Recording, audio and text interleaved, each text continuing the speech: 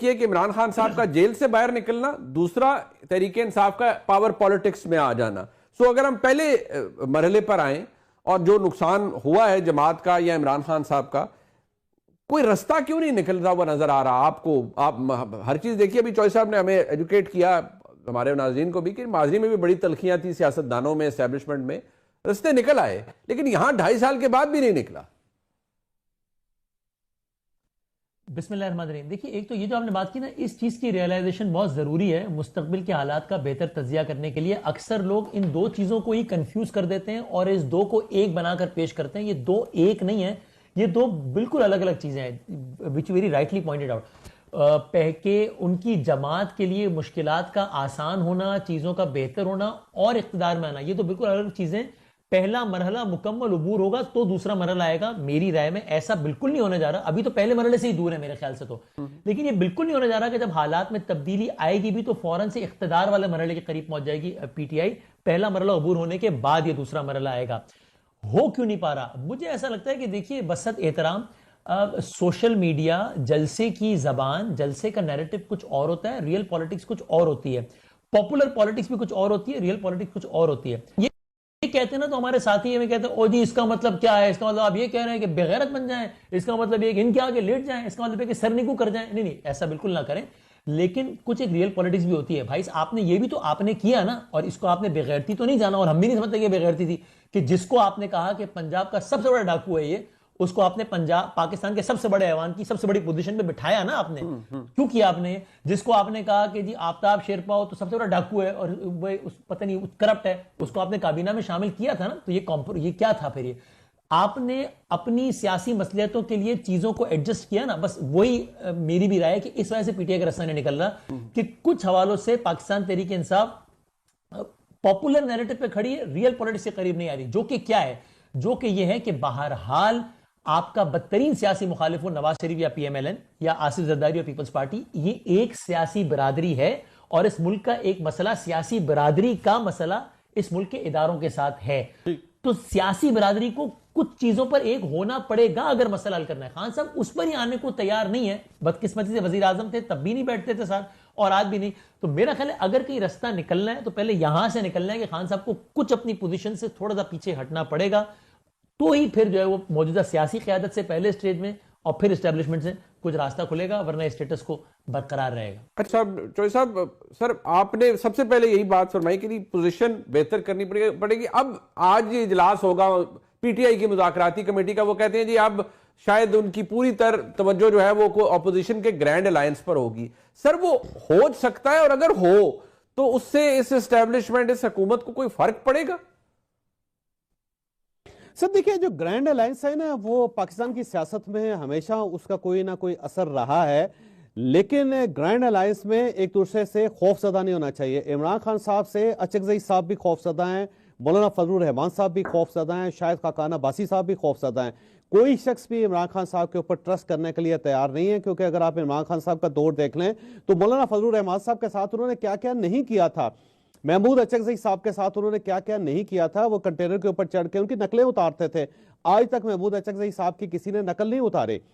फिर शायद खाकान अब्बासी साहब को उन्होंने गिरफ्तार करके जेल में उस सेल में फेंका था जिसमें सर्दी में वो नीचे सोते थे, और वो बार बार ये कहते थे मेरा जो केस है वो कैमरास लगा के पूरी दुनिया को दिखाओ कि मैंने क्या किया है, और इमरान खान साहब की तरफ से क्या क्या नहीं कहा जाता था उनके बारे में।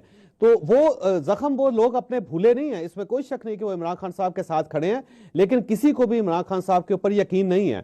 तो जब यकीन नहीं होगा तो फिर अपोजिशन का जो ग्रैंड अलायंस है वो किस तरह एक फायदा पहुंचा सकेगा इमरान खान साहब को। दूसरी चीज ये याद रखें कि माजी के अंदर क्या होता रहा है। माजी के अंदर जब भी कोई कॉन्फ्लिक्ट होता था अपोजिशन का गवर्नमेंट के साथ, तो कहीं ना कहीं से बाहर से कोई ना कोई दोस्त आता था। जैसे भुट्टो साहब का जब मुकाबला हुआ 9 सितारों के साथ, उस वक्त जो अपोजिशन ने उनके खिलाफ एक इत्तेहाद बनाया था, तो सऊदी एम्बेसडर उसके अंदर शामिल होकर उन्होंने सबको इकट्ठा बिठा के मामलात को सेटल करने की पूरी कोशिश की थी। और उसके बाद जब भुट्टो साहब को सजा हो गई तो देखिए कितने मुल्क थे जो आए जिन्होंने जनरल ज़ियाउल हक को समझाने की कोशिश की।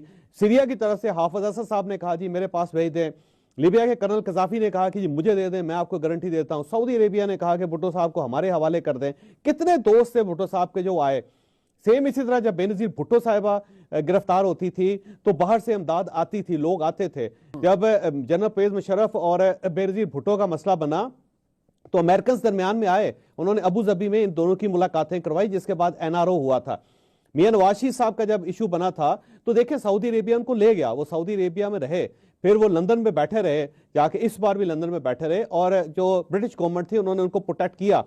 लेकिन इमरान खान साहब का केस बिल्कुल डिफरेंट है कि जब से वो जेल गए हैं पूरी दुनिया में कोई एक भी मुल्क ऐसा नहीं या कोई एक भी ऐसी इंटरनेशनल फिगर नहीं है जिसने इमरान खान साहब की आवाज उठाई हो या वो इमरान खान साहब के लिए पाकिस्तान आया हो या पाकिस्तान की एस्टैब्लिशमेंट से उसने बात की हो। तो ये चीज जो है ना, इसको अंडरस्टैंड करना पड़ेगा इमरान खान साहब को कि ना पाकिस्तान के अंदर को मेरे साथ खड़ा है ना पाकिस्तान के बाहर को मेरे साथ खड़ा है। तो मेरी जो एक फिलॉसफी है उसके अंदर कोई ना कोई फॉल्ट है, मेरी टेक्निक के अंदर कोई ना कोई फॉल्ट है, मुझे उसको अंडरस्टैंड करना पड़ेगा।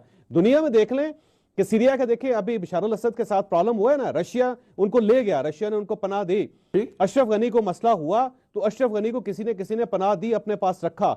लेकिन इमरान खान साहब के लिए क्यों दुनिया का कोई मुल्क बाहर नहीं आ रहा, क्यों सामने नहीं आ रहा? और अब उन्होंने ट्रंप के साथ उम्मीदें लगाई हुई हैं, जो मेरा नहीं ख्याल कि ट्रंप इस लेवल तक जाएगा कि इमरान खान साहब को रिहा करवा के अपने पास ले जाए या उनके लिए। सर वो तो कह रहे हैं कॉल आने वाली है, कुछ दोस्त कहते हैं तरीके इंसाफ के बस जी के आने वाली है, IMF की किस्त लेट हो जाएगी, ये हो जाएगा वो हो जाएगा, पता नहीं क्या कुछ हो जाएगा। तो हो तो खैर कुछ भी सकता है, लेकिन क्या यहां रिस्पॉन्स क्या होगा अगर ऐसा कोई ट्वीट कोई डिमांड कुछ आ जाता है? तो देखिए मेरा नहीं ख्याल कि ये जो मौजूदा सेटअप है वो इमरान खान साहब को रिहा करने के काबिल है या ये रिस्क ले सकता है। उसकी वजह यह है कि इमरान खान साहब जो हैं वो वाकई हर चीज़ को उड़ा कर रख देंगे, क्योंकि वो एक ऐसे बुल हैं जो इस चाइना शॉप को मुकम्मल तौर पे तबाह कर देंगे। तो कोई शख्स मेरा नहीं ख्याल कि इस गिविंग सूरत हाल में वो कोई फेवर देगा और ये फेवर देने का रिस्क लेगा। तो मेरा ख्याल है इसके ऊपर स्टेट की जो पॉलिसी है वो डिफरेंट ही होगी, स्टेट रेजिस्ट करेगी और हर मामले में रेजिस्ट करेगी। और कुछ जो मुल्क हैं जो इस वक्त पाकिस्तान की सपोर्ट कर रहे हैं वो सब भी ये चाहते हैं कि इमरान खान साहब बाहर ना आए। मसलन मेरा ख्याल ये है कि जैसे चाइनीज़ हैं, जैसे सऊदी अरेबिया है और जैसे UAE है, ये वो सारे मुल्क हैं जो इस वक्त स्टेक होल्डर हैं पाकिस्तान के अंदर, और वो चाहते हैं कि ये जो स्टेबिलिटी है वो आगे चलती रहे। उन्हें पता है कि जब इमरान खान साहब बाहर आएंगे तो क्या होगा इस मुल्क के अंदर और जो उनकी इन्वेस्टमेंट्स है यहाँ पे उनके साथ क्या होगा। तो मुझे नहीं लगता कि कोई बाहर से सपोर्ट इमरान खान साहब को सरदर से मिल सकती है। वैसे मौजज़ात जो हैं वो तो हर वक्त होते रहते हैं वनी साहब, किसी वक्त कोई भी मौजज़ा हो सकता है पाकिस्तान के अंदर इंकलाब ही आ जाए और जेलें टूट जाएं और इमरान खान साहब उस इंकलाब को लीड कर रहे हैं, होने को कुछ भी हो सकता है। लेकिन जो इस वक्त शतरंज हमारे सामने है और उसके अंदर जो मोहरे हैं उसको देखते हुए ये एनालिसिस किया जा सकता है कि सरहद से इमरान खान साहब के लिए रिलीफ नहीं है, और अगर कोई दरवाजा खुलता है तो खान साहब खुद उसको बंद करके उसके सामने एक दीवार खड़ी करके उस दीवार के ऊपर पत्थर लगा के फिर उसके ऊपर सीमेंट लगा के फिर उसके ऊपर एक लोहा लगा के उसे मुकम्मल तौर पे बंद कर देते हैं कि जनाब लो जरा मुझे जरा रोशनी और हवा दिखाओ जरा किसी साइड से, तसल्ली से तो खुद ही बंद कर देते हैं, तसल्ली से बंद। तो मुझे पता है आपने जाना सर आखिरी सवाल, यानी कि 2027 तक मतलब फिर ये वो खुद जितना सीमेंट बजरी उन्होंने इसको लगा दिया है, सीमेंट की दीवार को कंक्रीट का बंकर बना दिया इमरान खान साहब ने, तो फिर ये बंकर टूटेगा कैसे? सर देखिए जब गोरा है ना सब कॉन्टिनेंट में, तो मरीज साहब उसने सिर्फ एक फार्मूला बनाया था और ये हमारा जो पूरा सेटअप है सिर्फ उस फार्मूले पे चल रहा है। वो formula let him tied first. ये थकाता है सिस्टम हमेशा, और जब तक आदमी के अंदर एनर्जी रहती है ये सिस्टम उसके साथ लड़ता रहता है, और जब वो थक जाता है तो फिर उसके बाद उसके साथ डील की जाती है। मुझे लगता है ये जो मौजूदा सेटअप है ये इमरान खान को थका रहा है, उनके सारे जो ऑप्शंस हैं उसको एग्जॉस्ट कर रहा है कि जनाब आपने ये तोप चलानी है, आप ये भी चलाना है।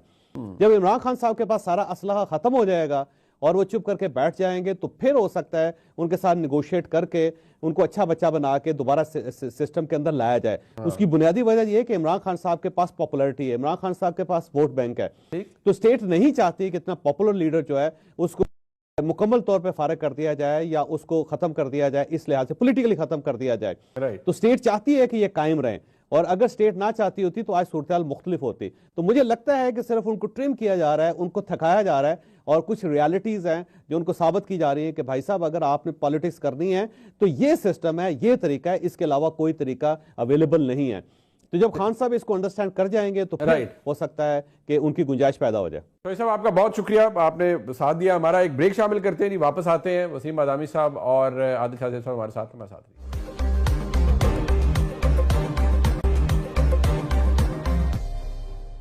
एक बार फिर आपको खुशामदीद कहते हैं जी प्रोग्राम में। बदामी साहब, एक बात जो जरा मैं सामने चाहूंगा, फिर आदिल साहब भी जरा इस पर रिफ्लेक्ट करेंगे। बहुत उम्मीदें हैं, बहुत तहरीक इंसाफ की जो हमदर्द कुछ लोग हैं वो अमेरिका के अंदर भी बड़ी कोशिशें कर रहे हैं। मतलब लिटरली अगर तो हालत ये आ गई है कि शिकायतें लग रही होती हैं कि देखिए पाकिस्तान में ये हो गया वो हो गया। इसका नतीजा या डिविडेंड तहरीक इंसाफ को मिलता है या नहीं, that is yet to be seen. लेकिन कुछ चीजों का ब्लो बैक भी आता है ना, बैकलैश भी आता है जमात के ऊपर, लीडरशिप के ऊपर। वो तरीके इंसाफ को फर्क पड़ेगा या नहीं? बस ठीक है, एक एफर्ट है, चल गई तो चल गई, लेकिन नुकसान कोई नहीं है जो यूएसए में हो रहा है या कुछ जो उनका हिमायत याफ्ता डायस्पोरा कर रहा है। हाँ देखिए, एक तो वाकई ये एक मुझे खेज बात भी लगती है कि कहीं कहीं तो अब यानी इतना ईमान आ गया है अमेरिकन एडमिनिस्ट्रेशन पे, ट्रम्प एडमिनिस्ट्रेशन पे, कि उनकी बात को सनद के तौर पे पेश किया जा रहा होता है कि देखिए जी, देखिए फला ने कह दिया, साबित हो गया ना कि ये वाले झूठे हैं। देखिए अब तो देखिए उसका भी ट्वीट आ गया, इसका मतलब देखें यानी इतने मोतबर हो गए रातों रात। ये बड़ी मजेदार चीज है। और आपकी भी शिकायतें लगा देते हैं वो तो। मुखालिफ जमात कर रही होती रोजाना की बुनियाद पे मकामी जबान में, यानी उस अंग्रेजी में वो करके ट्रांसलेट करके भी, ताकि उसको सही समझ में आ जाए कि देखें आपको एक बोला है इसने, देखिए 3 साल पहले इसने आपको ये बोला था, देखें अब आप करें ना, देखिए आप इसका लंदन में दाखिले पे पाबंदी लगाए ना, देखिए आप इसका तो वीजा कैंसिल करें ना, देखिए ख्वाजा आसिफ ने क्या क्या आप इसको आइंदा ना आने दीजिएगा। यही काम अगर कोई मुखालिफ सियासी जमात कह रही होती तो बयानिया बनाया जाता कि ये पिट्ठू है अमेरिका के, और ये देखो अभी अमेरिका को जो है उन्होंने अपना सियासी वालिद बना लिया और ये क्या कर लिया। लेकिन अब वो काम कूल हो गया है। तो इस हद तक तो ये एक बड़ा जबरदस्त तजाद और दिलचस्प सूरत हाल है। बयानिए की हद तक क्या बैकलैश आएगा मैं नहीं मानता। वो लोग जो कहते हैं ना कि जनाब अगर पीटीआई को अमेरिका से कोई फेवर मिल गई तो पीटीआई का वो बयानिया जमी बोस हो जाएगा कि क्या हम कोई गुलाम है, और absolutely not, no sir. Because PTI को अपनी हर बात का बयानिया, चाहे वो पिछली बयानिए से बिल्कुल मुतसादिम हो, बनाना बहुत